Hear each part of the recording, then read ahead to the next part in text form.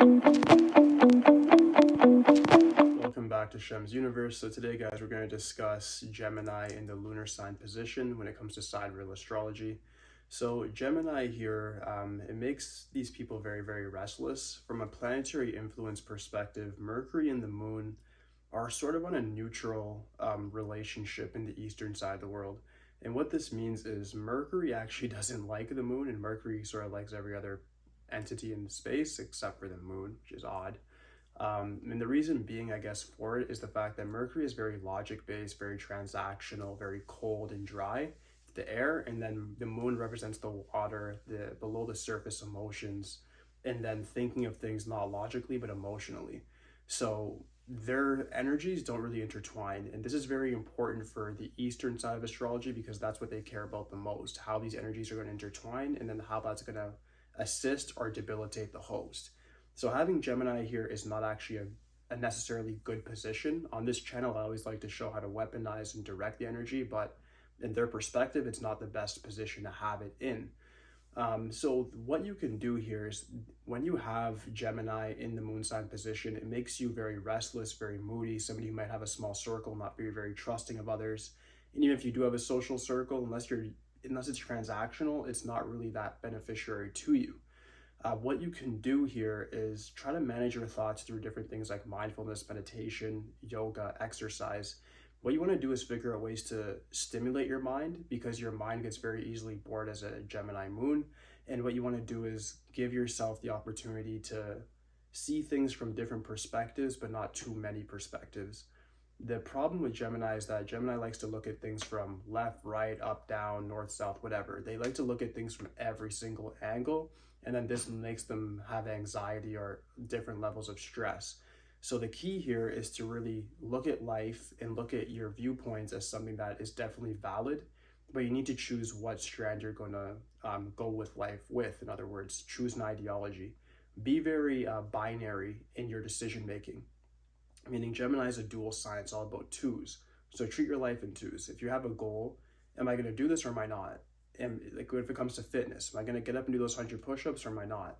Am I going to get up and make that money or am I not?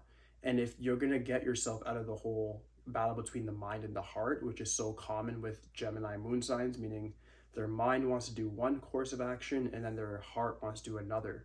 You need to choose in every given situation whether you're going to choose your mind or your heart. Most of the times your mind is going to be more logical, more correct, but you still cannot neglect the heart.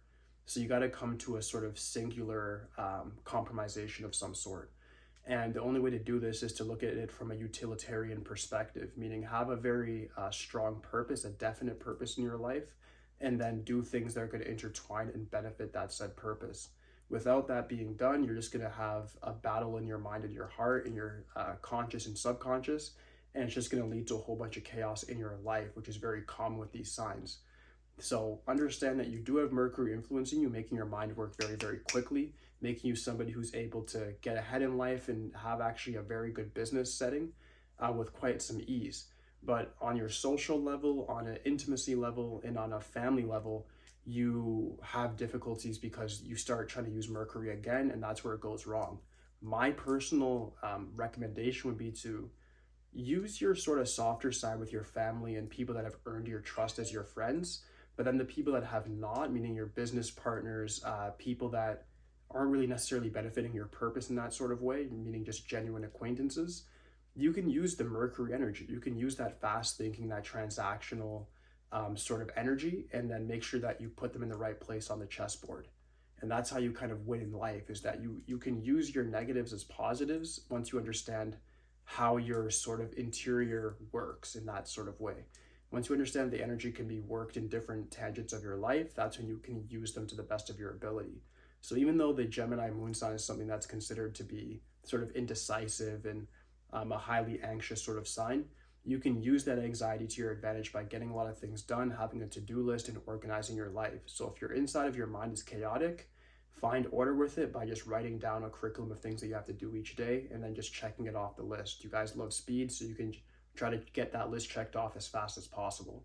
That's my main recommendation, but if you guys do have any suggestions, anything contradictory you want to bring up to me, just let me know in the comments. But aside from that, that should conclude the video.